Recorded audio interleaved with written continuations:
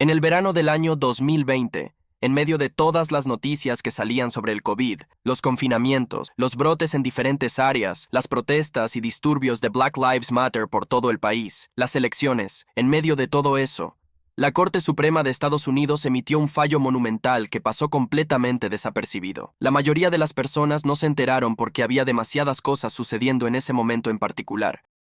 Pero ese fallo fue realmente monumental porque, en la práctica, quitó a Oklahoma la autoridad que tenía sobre la totalidad de su territorio y la dividió a la mitad. De la noche a la mañana, el gobierno estatal de Oklahoma perdió su autoridad sobre la mitad de su estado. Verá, en el año 1830, el presidente Andrew Jackson firmó un tratado que establecía un área que abarca casi toda la mitad oriental de lo que hoy es Oklahoma como una reserva indígena. Sin embargo, como todos sabemos, durante los últimos 190 años, diferentes leyes del Congreso han reducido de manera efectiva estas tierras o los derechos que los pueblos indígenas tienen sobre ellas.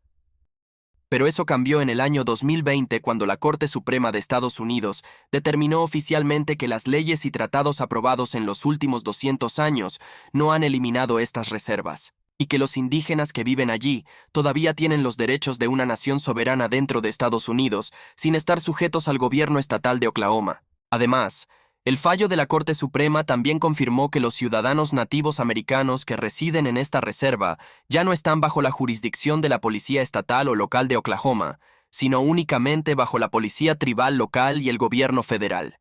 La razón por la que esto es importante, no solo para las personas que viven en Oklahoma, sino para todo el país, es que este fallo establece un nuevo precedente que otras tribus indígenas en Estados Unidos podrían usar para reclamar las tierras que se les prometieron en tratados firmados hace cientos de años. Así que vamos a revisar los detalles de este caso, así como las implicaciones que tiene para otros estados del país en el futuro. Para empezar, para entender algunos de los aspectos legales de este caso, quiero proporcionar un resumen muy breve de las 5 piezas de legislación más importantes que han moldeado la situación actual de los pueblos indígenas. De nuevo, este es un resumen muy breve. Se podría crear fácilmente un curso universitario completo solo sobre este tema. Solo quiero presentar el marco legal que llevó a la situación en Oklahoma tal como estaba, digamos, en 1997. Si cree que omití algo importante que debería estar aquí, por favor déjelo en la sección de comentarios abajo. Ahora que aclaramos eso, regresemos al año 1830. Ese fue el año en que el Congreso de Estados Unidos aprobó algo conocido como la Ley de Remoción de Indígenas, que fue firmada como ley por el presidente Andrew Jackson. Esa legislación dio lugar a lo que se conoce como el Sendero de Lágrimas. Ese es el nombre que se le dio a la migración forzada de aproximadamente 100,000 indígenas desde sus tierras ancestrales al este del río Mississippi, hasta las reservas que se establecieron para ellos al oeste del río Mississippi. Y hay una razón por la que se llama el Sendero de Lágrimas. Estas personas no solo fueron arrancadas de sus tierras, sino que hombres, mujeres, niños y especialmente los ancianos tuvieron que caminar a pie o a caballo para recorrer casi 1,000 millas.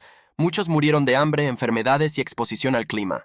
Si lo mira en el mapa, las tribus ubicadas en los Apalaches, Georgia, Alabama, Tennessee, Carolina del Norte, Florida y varios otros estados fueron obligadas a marchar más de 1,000 millas hacia un área que hoy abarca prácticamente toda la parte oriental del actual estado de Oklahoma. Una vez que se asentaron en estas reservas, las tribus indígenas comenzaron la ardua tarea de restablecer sus propios sistemas de gobierno, haciendo cosas como elegir o designar a sus líderes, establecer tribunales de justicia, fundar sus propias escuelas y así sucesivamente.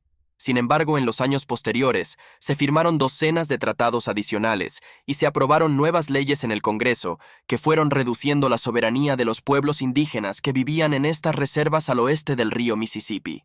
Por ejemplo, al principio, si un indígena mataba a otro indígena en la reserva, la justicia era decidida por los tribunales indígenas. De hecho, hubo un fallo unánime de la Corte Suprema en el año 1883 que concluyó que los tribunales federales no tenían jurisdicción sobre el asesinato de un indígena por otro, porque el Congreso no les había otorgado esa autoridad en particular. Pero no se preocupe, porque exactamente 2 años después de ese fallo de la Corte Suprema, sí lo hicieron. En 1885, el Congreso aprobó una ley conocida como la Ley de Delitos Mayores. Esta fue una ley federal que otorgó al gobierno de Estados Unidos jurisdicción sobre ciertos tipos de crímenes cometidos por indígenas en tierras tribales, sin importar si la víctima era o no indígena. Los crímenes incluían cosas como asesinato, agresión, secuestro, incendio premeditado, robo con allanamiento, asalto, entre otros. Esta ley marcó el inicio de un proceso que lentamente fue quitando la autonomía que disfrutaban las tribus en sus tierras designadas.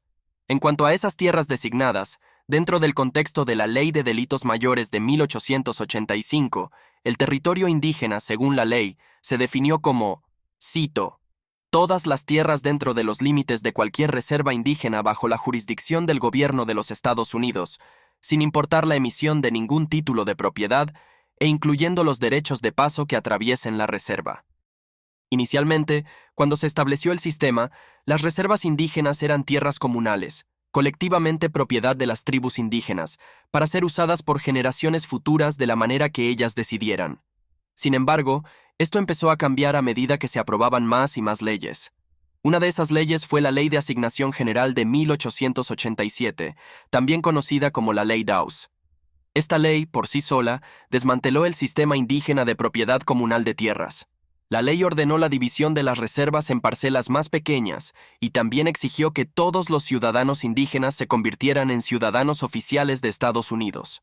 Aunque la ciudadanía estadounidense suele presentarse como algo positivo al extender los derechos civiles a poblaciones minoritarias, para los indígenas esto significó restringir los derechos que tradicionalmente les otorgaban sus naciones tribales, como por ejemplo el derecho al voto. La idea era que al dividir las tierras indígenas en parcelas más pequeñas de propiedad privada, los indígenas se volverían más, entre comillas, civilizados y alineados con la forma de pensar estadounidense respecto a la propiedad privada, que en Estados Unidos significa convertir la tierra en un bien para maximizar su beneficio financiero.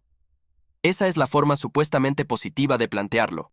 El aspecto no dicho de esta ley en particular era que las asignaciones de tierras también estaban diseñadas, esencialmente, para desmantelar las naciones tribales y exterminar las culturas indígenas al convertir sus tierras en mercancías e introducirlas en la economía de mercado. Después de la aprobación de esta ley, las tribus pasaron de un sistema de vida comunal basado en el pastoreo y la caza, que las había sostenido durante generaciones, a familias tribales individuales obligadas a adaptarse a un sistema económico desconocido. Este sistema forzaba a los indígenas a establecer pequeñas granjas exitosas o enfrentarse a la expulsión si no lograban mantenerse al ritmo de la economía. Este cambio llevó a muchos indígenas a optar por vender sus tierras a colonos blancos. Además, después de que a cada indígena se le asignara su parcela de tierra basada en su posición dentro de la tribu, cualquier tierra restante se consideraba excedente y se ordenaba que estuviera disponible para la compra por personas no indígenas. Esto obviamente tuvo el efecto de reducir lentamente el tamaño real de sus reservas. Curiosamente, dentro del contexto de la Ley de Asignación General de 1887, 5 tribus fueron exentas. Estas eran los Cherokees, Chickasaws, Choctaws, Muscogees, Seminolas. Colectivamente, estas 5 tribus serían conocidas más adelante como las, entre comillas, 5 tribus civilizadas. Sin embargo, este estatus no duró mucho, porque en menos de 10 años, el Congreso aprobó la Ley Curtis de 1898, que eliminó el estatus protegido de estas 5 tribus exentas. Esto significó que los Cherokees, Chickasaws, Choctaws, Muscogees, Seminolas también vieron sus tierras divididas en propiedades privadas. Este cambio, por sí solo, resultó en la pérdida de aproximadamente 90 millones de acres de tierras indígenas fuera de las reservas. Además, esta ley tenía una disposición bastante drástica, que establecía que los gobiernos tribales, los tribunales y las reclamaciones de tierras serían abolidos para el año 1906. En otras palabras, terminó con el reconocimiento gubernamental de los gobiernos tribales, revocando efectivamente su autonomía. Luego, en 1906, el Congreso aprobó la Ley de las 5 tribus civilizadas. Esta ley tenía como objetivo finalizar la disposición de los asuntos de las 5 tribus civilizadas en el territorio indígena y asimilarlas en la sociedad estadounidense.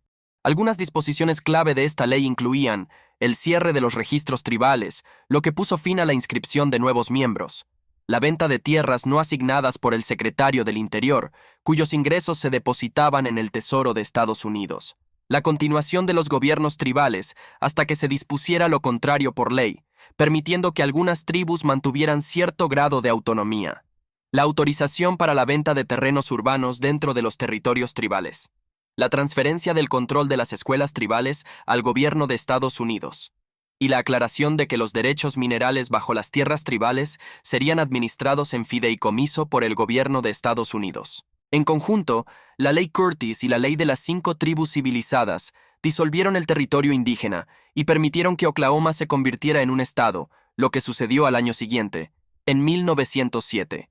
Y para darle una representación visual de cómo se veía todo esto, le mostraré un breve video de los territorios controlados por estas 5 tribus a lo largo del tiempo.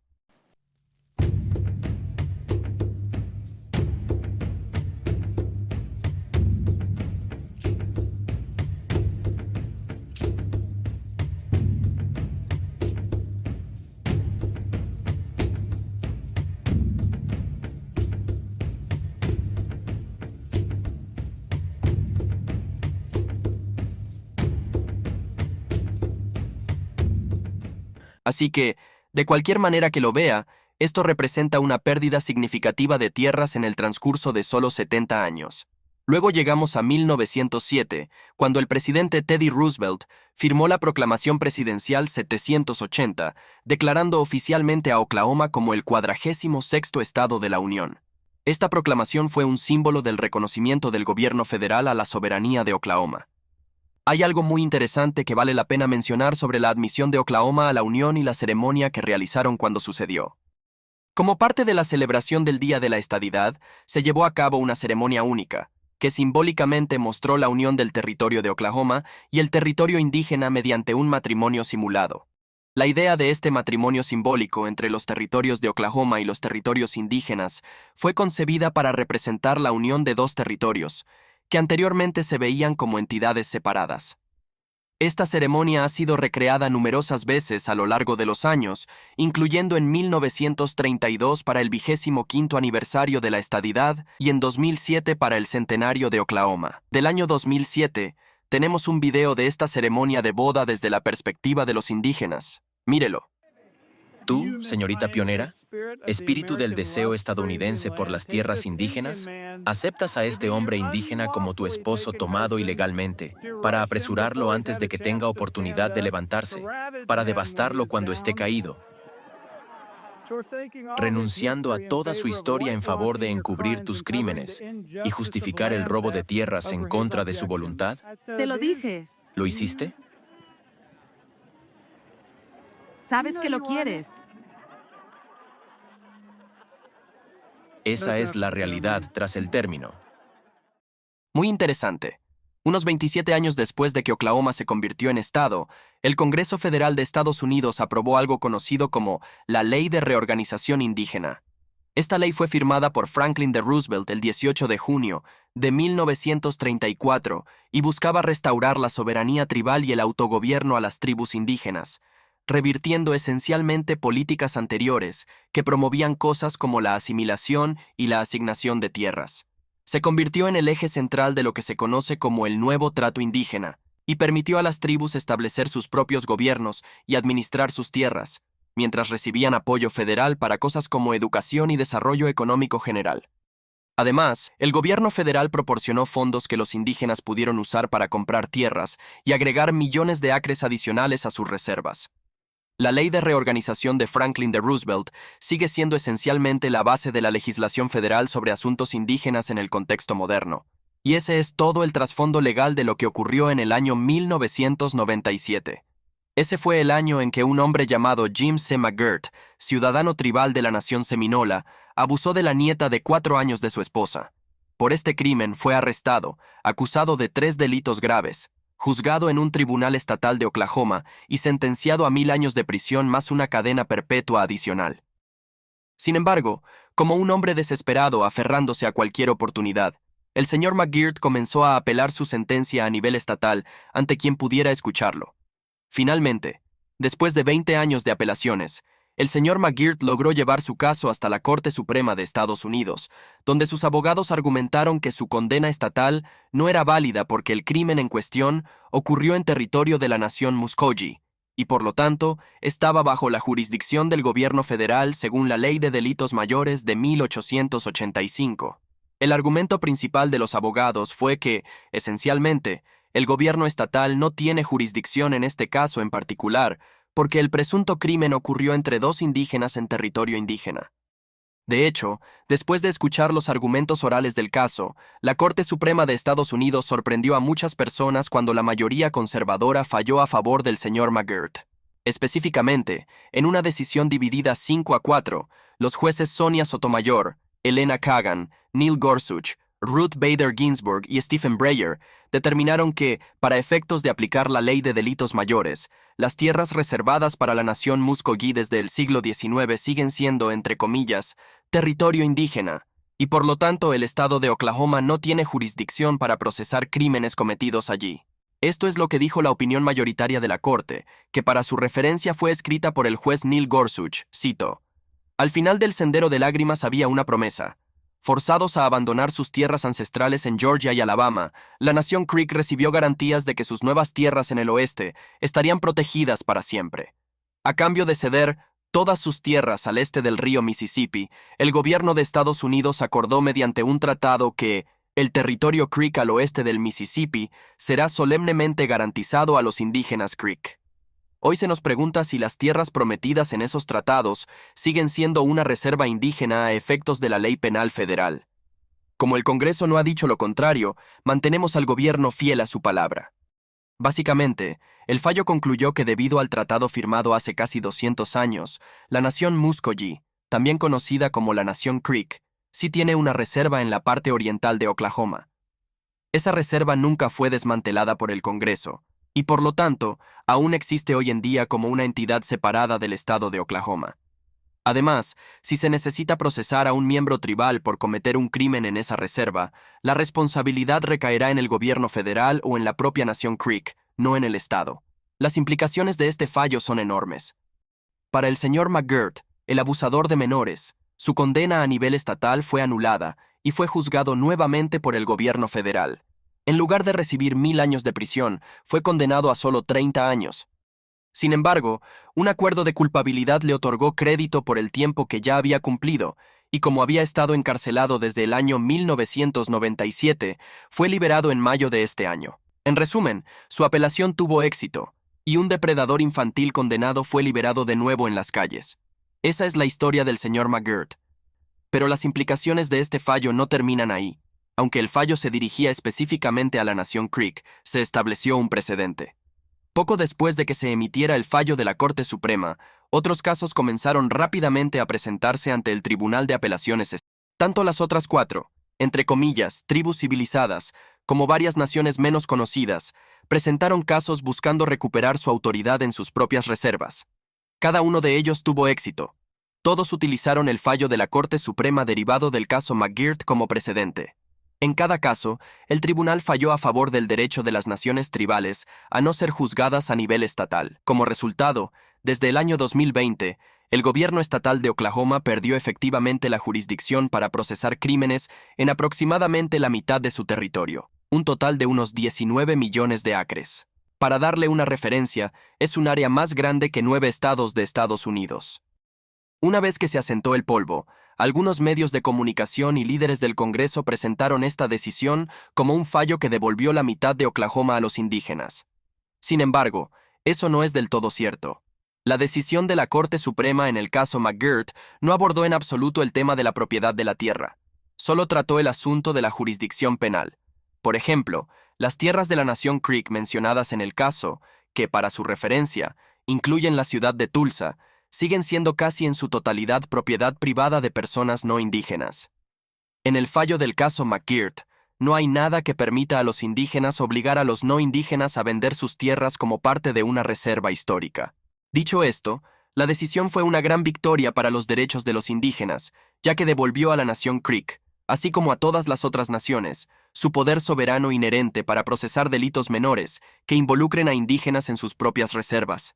Aunque esta es una responsabilidad para la que muchas de estas naciones no estaban preparadas. Después de este fallo, el número de casos penales que los tribunales tribales comenzaron a manejar se disparó de manera significativa. Por ejemplo, en lugar de manejar varias docenas de casos penales al año, el sistema de la nación Cherokee ahora es responsable de varios miles de casos cada año. Es un aumento que se puede describir como una gráfica en forma de palo de hockey.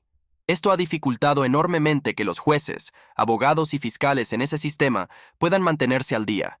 Además, en una entrevista con la revista New Yorker, el fiscal jefe de la nación Choctaw mencionó que la carga de casos de la tribu aumentó en más del 2000% desde el fallo de McGirt. Este incremento ha sido tan grande que algunos casos están empezando a perderse.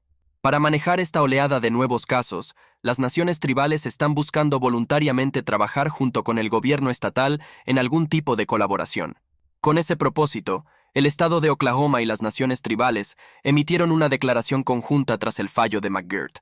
Esto fue lo que dijeron, cito: "Las naciones y el Estado están comprometidos a implementar un marco de jurisdicción compartida que preserve los intereses soberanos y los derechos de autogobierno, mientras se afirman los acuerdos jurisdiccionales, procedimientos, leyes y regulaciones que apoyan la seguridad pública, nuestra economía y los derechos de propiedad privada.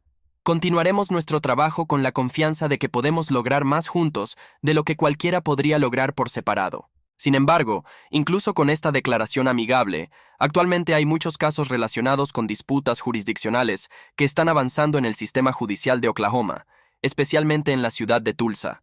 Tulsa, Oklahoma, es una ciudad importante, pero está ubicada dentro de varias reservas indígenas.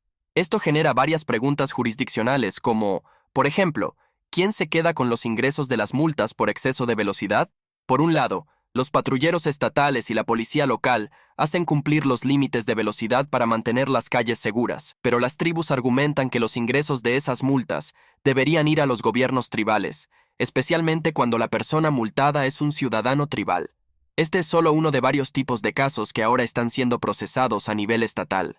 De hecho, hay un caso muy peculiar actualmente ante la Corte Suprema Estatal, en el que el hermano del gobernador de Oklahoma, quien es ciudadano tribal, argumenta que debería estar exento de pagar una multa por exceso de velocidad que recibió en tierras indígenas dentro de la ciudad de Tulsa.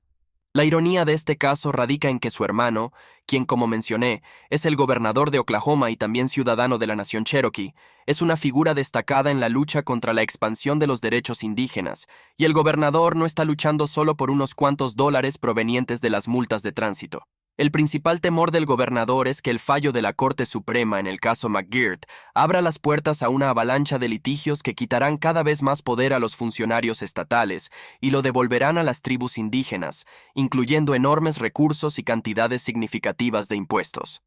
Aquí hay un video breve del gobernador hablando frente al edificio de la Corte Suprema de Estados Unidos en Washington, D.C. Algunos de los crímenes más violentos están siendo procesados en el este de Oklahoma. Como gobernador, mi trabajo es proteger la ley y el orden y hacer justicia para las víctimas nativas entre los 4 millones de habitantes de Oklahoma. ¿Ve usted una conexión entre la decisión McGirt y el funcionamiento del petróleo y el gas en Oklahoma? Si se amplía para que sea una reserva para todos los propósitos, y esa no es la posición del Estado ni de la Corte detrás de nosotros, la decisión solo se refería a la ley de crímenes graves. Pero, por supuesto, esto podría afectar al petróleo y al gas. Así que estas son cuestiones que podrían llevar a litigios interminables o a que obtengamos claridad al respecto. Creo que es mucho que considerar. Estamos hablando de miles de millones de dólares en derechos de títulos de propiedad, derechos minerales e impuestos. El 40% de la producción de petróleo y gas en Oklahoma ocurre en la parte oriental del estado, en tierras indígenas. El gobernador teme que, si las tribus indígenas logran reafirmar aún más su autoridad, podrían recuperar el control de algunas de las industrias más grandes y de las principales bases tributarias del gobierno estatal de Oklahoma. Por esta razón, Oklahoma, se podría decir, está en la ofensiva legal para debilitar el fallo de McGirt de cualquier manera posible. El gobierno estatal, junto con grandes actores de la industria petrolera, ya ha presentado docenas de peticiones ante la Corte Suprema de Estados Unidos, buscando evitar que las tribus indígenas obtengan control total sobre los derechos de la tierra y los recursos naturales en sus propias reservas. Solo el tiempo dirá cómo se desarrollarán finalmente esos casos, pero para su referencia, la decisión en el caso McGirt fue una de las últimas que se tomaron mientras Ruth Bader Ginsburg aún formaba parte de la Corte Suprema. Desde que fue reemplazada por Amy Coney Barrett, la composición de la Corte parece haber cambiado con respecto a los derechos indígenas, con varios casos recientes que indican que la nueva mayoría conservadora en la Corte quiere limitar la influencia del fallo McGirt tanto como sea posible, aunque sinceramente nunca se sabe. A veces la Corte Suprema de Estados Unidos realmente sorprende. De cualquier manera, en cuanto a usted, la persona que está viendo este video, todo esto importa incluso si no vive en Oklahoma. Esto se debe a que el gobierno estatal de Oklahoma no es el único que está abordando este tema en particular. En las semanas posteriores al fallo de la Corte Suprema en el caso McGirt, varias otras tribus indígenas en todo el país comenzaron a citar este precedente para reafirmar sus propios derechos tratados en otras partes de Estados Unidos. Por ejemplo, en Wisconsin, un tribunal de apelaciones falló a favor de la nación Oneida, determinando que no necesitan permisos de una aldea local si lo que están haciendo ocurre en su reserva, porque esa reserva nunca fue desmantelada por el Congreso. Este es el mismo lenguaje que se utilizó en el caso de Oklahoma, y ahí lo tiene. Las tribus indígenas en este país ahora tienen un nuevo precedente legal que pueden usar y que están usando para recuperar parte de la autonomía que perdieron en los últimos 200 años. Sin embargo, es probable que su éxito sea limitado. Esto se debe a que la situación en Oklahoma es muy específica de esa región en particular. Aunque otras tribus en otras partes del país puedan usar el precedente establecido en el caso McGirt para recuperar algunos derechos, es poco probable que se amplíe al punto de devolver lugares como Nueva York, Chicago u Ohio, o algo similar. Los indígenas de Oklahoma están en el centro de atención por este tema porque realmente es un caso único, dado lo específicas que fueron las promesas hechas por el gobierno de Estados Unidos durante el período del Sendero de Lágrimas y cómo esas promesas nunca se cumplieron. Se hicieron promesas, pero muy claramente nunca se mantuvieron. Parece que ahora están siendo obligados a cumplir, al menos parcialmente. Pero bueno, me encantaría saber qué opina sobre este tema. ¿Cree que el gobierno de Estados Unidos, además de los derechos penales, debería devolver también los derechos de las tierras en la parte oriental de Oklahoma a los indígenas? Esto cumpliría esencialmente la promesa que el presidente Johnson hizo a los indígenas en el año 1830. ¿O está de acuerdo con la opinión de que el gobierno de Estados Unidos tenía todo el derecho de colonizar el país en su mejor interés, lo que a menudo significaba reclamar las valiosas propiedades de las tribus indígenas, independientemente de las promesas y tratados del pasado? Me encantaría conocer su opinión. Por favor, déjela en la sección de comentarios abajo. Estaré leyendo sus comentarios esta noche y durante la semana. Además, si quisiera revisar alguno de los documentos que mencionamos en el episodio de hoy, dejaré los enlaces.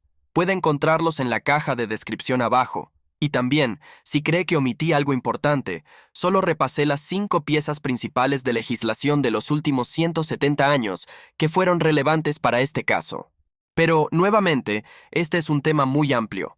Así que, si cree que hay algún punto clave que omití y que realmente podría cambiar la perspectiva desde la que deberíamos analizar este caso, me encantaría saberlo. Déjelo en la sección de comentarios abajo. Estoy seguro de que tanto yo como todos los que vean este episodio lo apreciaremos. Si tiene algún conocimiento profundo sobre este tema, déjelo en los comentarios. Una vez más, tanto yo como todos lo agradeceremos. Y hasta la próxima, soy su anfitrión Roman de The Epoch Times. Manténgase informado y lo más importante, manténgase libre.